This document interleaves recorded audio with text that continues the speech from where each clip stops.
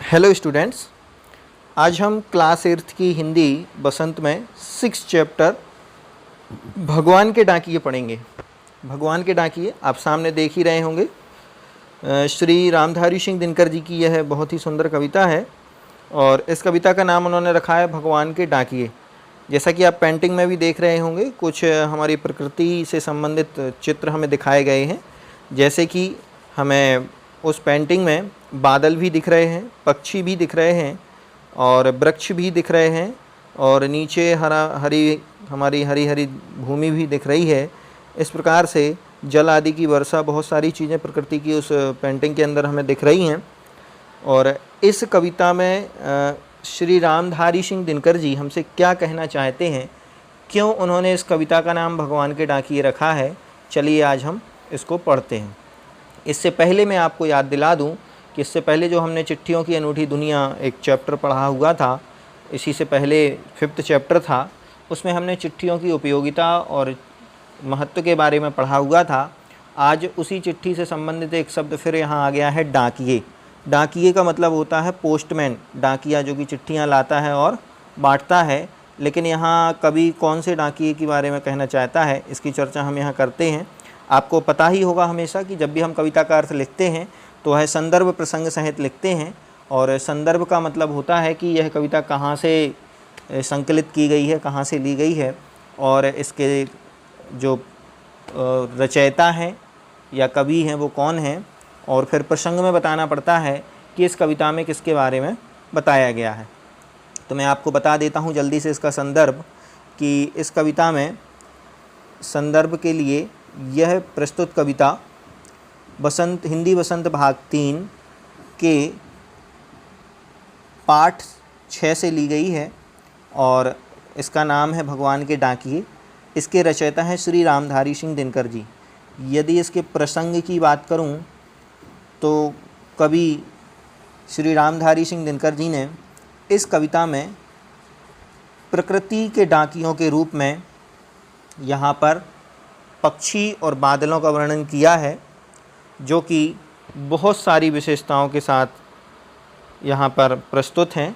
तो एकमात्र यहाँ पर कवि ने पक्षी और बादलों के माध्यम से प्रकृति के निस्वार्थ प्रेम को यहाँ पर बताया है। ठीक, चलिए हम सीधे अर्थ की तरफ चलते हैं और पढ़ते हैं इस कविता को कि क्या अर्थ इस कविता में छुपा हुआ है। तो मैं आपको यहाँ पर कविता पढ़ के बता रहा हूँ। लिखा हुआ है कि पक्षी और बादल ये भगवान के डाकिये हैं। ठीक, आपको पता होगा कि जैसे डाकिये का काम चिट्ठियों को कलेक्ट करके सब अलग अलग जगह तक पहुँचाना होता है, वैसे ही यहाँ पर कवि ने प्रकृति, क्योंकि हमारे रामधारी सिंह दिनकर जी प्रकृति से बहुत ज़्यादा प्रभावित कवि हैं, तो उन्होंने प्रकृति के डाकिये पक्षी और बादलों को बताया है। तो ये दोनों यहाँ पर डाकिये का काम करते हैं और डाकिये का काम होता है संदेश को लाना।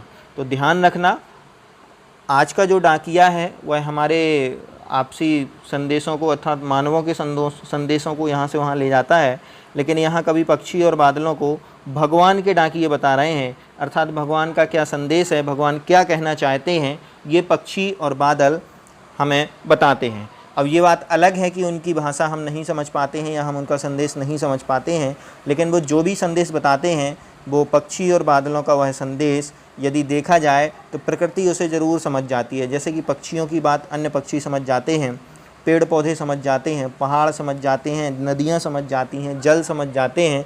तो प्रकृति का संदेश प्रकृति ज़रूर समझती है, ये हमें यहाँ पर जानना चाहिए। देखिए आगे बताते हैं कि जो एक महादेश से दूसरे महादेश को जाते हैं, महादेश से मतलब है अदर कंट्री से।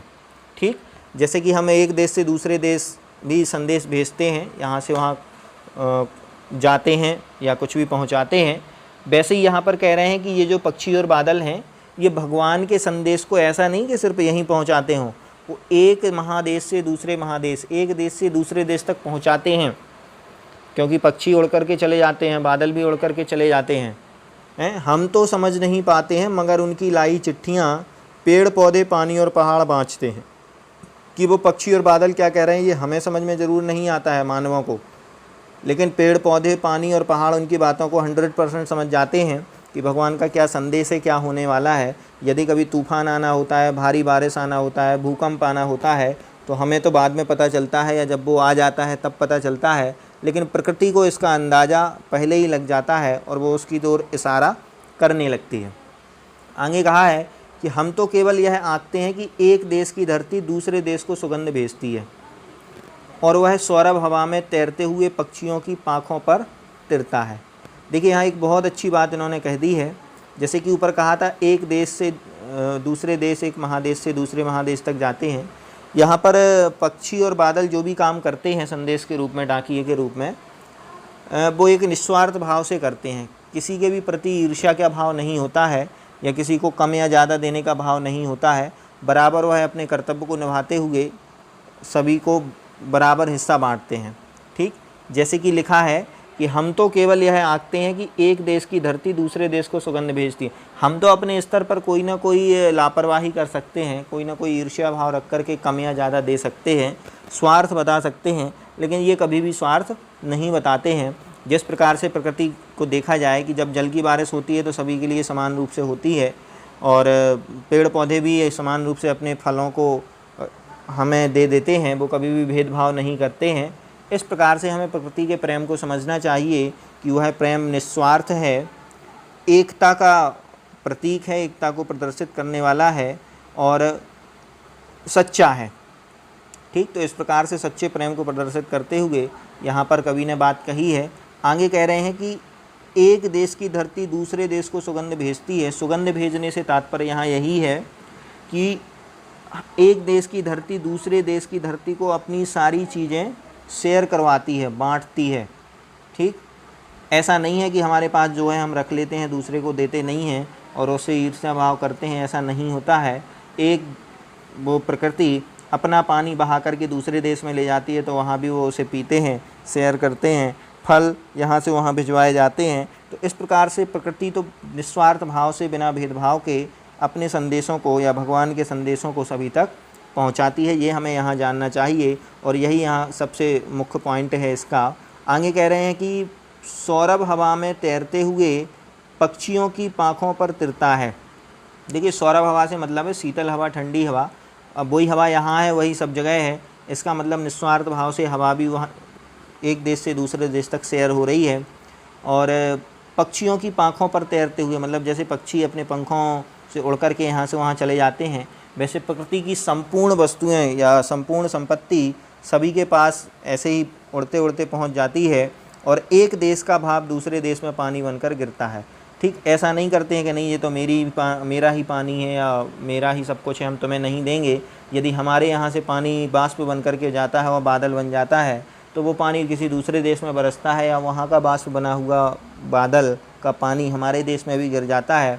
इसलिए हम अपनी चीज़ों को या कहें प्रकृति अपनी चीज़ों को एक दूसरे तक पहुँचाने में कोई भी आनाकानी नहीं करती है और निस्वार्थ भाव से, सच्चे प्रेम भाव से वह अपनी चीज़ों को दूसरे देश तक पहुंचा देती है। दूसरे देश में पानी बनकर गिरता है। इस प्रकार से कविता हमें देखने में यद्यपि छोटी लग रही है लेकिन बहुत ही गंभीर भाव इसमें भरा हुआ है, क्योंकि श्री रामधारी सिंह दिनकर जी ने पक्षी और बादलों के माध्यम से एक बहुत बड़ी बात यहाँ पर कह दी है कि प्रकृति, जैसे कि ये पक्षी और बादल भगवान के डाकिये बनकर प्रकृति के संदेश को लाते हैं और उसे प्रकृति ही समझती है।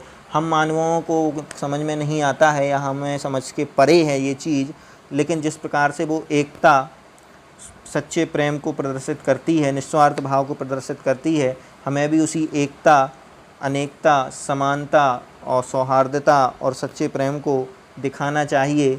उनके समान, प्रकृति के समान कुछ हमें सीख लेनी चाहिए, क्योंकि हम भी प्रकृति में ही रहते हैं, प्रकृति में ही जीते हैं और प्रकृति के साथ तालमेल करना हमें बहुत अच्छे से आना चाहिए। चलिए चलते हैं इसके कुछ प्रश्न उत्तर की तरफ। कवि कह रहा है कि कवि ने पक्षी और बादल को भगवान के डाकिये क्यों बताया है, स्पष्ट कीजिए। तो भगवान के डाकिये इसलिए कहा है क्योंकि जैसे डाकिये का काम संदेश लाना और ले जाना होता है, वैसे ही भगवान का क्या संदेश है प्रकृति के प्रति, वो प्रकृति के संदेश को पक्षी और बादल ही बताते हैं। उसे हम भले ही ना समझ पाएँ, लेकिन इनके संदेश को पेड़ पौधे और पहाड़ और जल बहुत अच्छे से भली भांति समझते हैं, ऐसा जानना चाहिए। सेकंड नंबर में कि पक्षी और बादल द्वारा लाई गई चिट्ठियों को कौन कौन पढ़ पाते हैं, तो पक्षी और बादल की लाई हुई चिट्ठियों को कौन कौन पढ़ पाते हैं, ये देखिए यहाँ पर उन्होंने बताया था कि उनकी लाई गई चिट्ठियाँ पेड़ पौधे पानी और पहाड़ ये बहुत अच्छे से बाँच पाते हैं। अर्थात प्रकृति के द्वारा लाए हुए संदेश को प्रकृति भली भांति समझ जाती है, भले ही वह हमें समझने में कठिनाई होती हो या हमें समझ में नहीं आता हो। ठीक, नेक्स्ट है 3rd नंबर का क्वेश्चन कि इन पंक्तियों का भाव क्या है। तो पक्षी और बादल प्रेम, सद्भाव और एकता का संदेश एक देश से दूसरे देश को भेजते हैं। ठीक, कि जिस प्रकार से पक्षी और बादल बिना किसी स्वार्थ भाव के या कहें निस्वार्थ भाव के अपने पानी को या फल फूल को या किसी भी वस्तु को प्रेम भाव पूर्वक एक दूसरे से बांटते हैं, ठीक, उनके प्रति सद्भावना रखते हैं, या एकता का प्रतीक ये है कि सबको एक साथ लेकर के चलते हैं, कभी किसी में बंटवारा नहीं करते हैं, स्वार्थ नहीं देखते हैं। यही हमें एक सबसे बड़ा संदेश इन चीज़ों का देता है कि प्रकृति जैसे निस्वार्थ रहती है, निरंतर अपना प्रेम सभी को बराबर लुटाती है, सभी के साथ अपनी एकता के सूत्र में सभी को बांधे रहती है, वैसा हमें भी इनसे सीखना चाहिए। ख नंबर का है कि प्रकृति देश देश में भेदभाव नहीं करती, एक देश से उठा बादल दूसरे देश में बरस जाता है। इसी का अर्थ यही है कि हमें कभी भी आपसी भेदभाव नहीं रखना चाहिए और ख़ासकर प्रकृति की तरह हमें ये भेदभाव नहीं करना चाहिए, मिटा देना चाहिए। क्योंकि जैसे प्रकृति एक देश के पानी को दूसरे देश के पानी में बरसाती है, या एक देश के फलों को दूसरे देश के फलों तक ले जाती है, एक देश की हवा दूसरे देश की हवा में पहुंचा देती है, ठीक, एक देश के बादल एक देश के पक्षी दूसरे देश में भी चले जाते हैं, वहाँ कोई भी उन्हें बंधन नहीं रहता है। इस प्रकार से हमें भी बंधन से मुक्त एकता के प्रतीक को दर्शाने वाली उनकी इस संदेश को समझना चाहिए और उनकी तरह ही हमें भेदभाव को मिटा करके निस्वार्थ भाव से जीवन जीना चाहिए। तो हमारा जीवन भी सुखमय हो जाएगा और यही सच्चे प्रेम को समझने की सही बात है। 4th नंबर का क्वेश्चन है कि पक्षी और बादल की चिट्ठियों में पेड़ पौधे पानी और पहाड़ क्या पढ़ पाते हैं। कि पक्षी और बादल की चिट्ठियों में पेड़ पौधे पानी और पहाड़ वही पढ़ते हैं जो वो बताते हैं। जैसे कि मान लीजिए पक्षी वहाँ से जो आते हैं, ठीक, पक्षियों के द्वारा लाई हुई चीज़ों को या उनकी चहकती हुई आवाज़ को यद्यपि पक्षी ही समझते हैं, पेड़ आपस में क्या कह रहे हैं, बड़े तेज़ हवा चल रही है, धीमी हवा चल रही है या क्या है, उसको पेड़ ही समझते हैं। वैसे ही पहाड़ भी समझना चाहिए। लेकिन ये हमेशा निरंतर बिना भेदभाव के हमेशा पानी अपना सभी को उपलब्ध कराते हैं। पहाड़ निरंतर सभी के सेवा भाव में सबके साथ खड़ा रहता है। ठीक, पेड़ पौधे भी निस्वार्थ भाव से फल फूलों को एक दूसरे तक पहुंचा देते हैं और पानी भी अपने निस्वार्थ भाव से बहता हुआ सभी देशों में महादेशों में जाता हुआ सभी को उपलब्ध हो जाता है। यही सबसे बड़ा भगवान का संदेश है जो कि हमारे भेदभाव को मिटाता है और एकता के सूत्र में हमें बांध के रखता है। और यही संदेश पक्षी और बादल के माध्यम से कभी हम सभी तक पहुंचाना चाहता है, जो कि हमें समझ लेना चाहिए। नेक्स्ट है 5th नंबर का, एक देश की धरती दूसरे देश को सुगंध भेजती है। कि कथन का क्या भाव है कि एक देश की धरती दूसरे देश को सुगंध भेजती से मतलब है कि जैसे कि एक देश दूसरे देश से अपनी सभी चीज़ों को शेयर करता है, उनसे साझा करता है, बांटता है, कभी भेदभाव नहीं करता है, बंटवारा नहीं करता है। जैसे कि एक देश का पानी यदि बाष्प बनकर उड़ जाता है और बादल बन जाता है, तो ज़रूरी नहीं कि उस देश का बाष्प बना हुआ पानी उसी देश में बरसे। वो पानी दूसरे देश में या वो बादल दूसरे देश में जाकर के भी बरस सकते हैं। अतः पानी तो एक ही है, सभी को निस्वार्थ भाव से उपलब्ध होता है। लेकिन ये वाला देश और वो वाला देश, इस प्रकार से भेदभाव उसमें नहीं होता है। और यहाँ का पानी सभी लोगों को और वहाँ का पानी इस देश के लोगों को या यहाँ के फल उस देश के लोगों को, हम हमेशा निरंतर से अपनी वस्तुओं को एक दूसरे देश से साझा करते रहते हैं, बांटते रहते हैं। ठीक, हम कभी उसमें भेदभाव नहीं करते हैं। यही बात इस पंक्ति में भी बताई गई है। नेक्स्ट पार्ट से आगे में बताया है कि पक्षी और बादल की चिट्ठियों के आदान प्रदान को आप किस दृष्टि से देख सकते हैं। कि ठीक है, पक्षी और बादल की जो चिट्ठियां हैं, यद्यपि आज के समय में तो सोशल नेटवर्किंग का समय है और यहाँ इंटरनेट से ज़्यादा तेज़ आज कुछ भी नहीं है, मैसेज ईमेल से ज़्यादा फास्ट कुछ भी नहीं है। लेकिन पक्षी और बादल की चिट्ठियाँ यद्यपि भगवान की प्रकृति की चिट्ठियाँ हैं, क्योंकि ये भगवान के द्वारा प्रकृति के संदेशों को लाते हैं। और ये हम सबकी व्यक्तिगत बनाई हुए जितने भी मेल, SMS और इंटरनेट हैं, तो ये हमारे कामों को बहुत तेज़ी से करती हैं। लेकिन यदि हमें प्रकृति की चीज़ों को या भगवान के संदेश को समझना है तो आज भी हमें इन पर ही डिपेंड रहना होगा, ये जानना आवश्यक है। सेकंड है कि आज विश्व में कहीं भी संवाद भेजने और पाने का एक बड़ा साधन इंटरनेट है। पक्षी और बादल की चिट्ठियों की तुलना इंटरनेट से करते हुए 10 पंक्तियाँ लिखिए। तो इसमें हमें समझ जाना चाहिए कि पक्षी और बादल ये प्रकृति के संदेश से जुड़े हुए हैं और इंटरनेट और ये हम मानवों के संदेशों से जुड़े हुए हैं।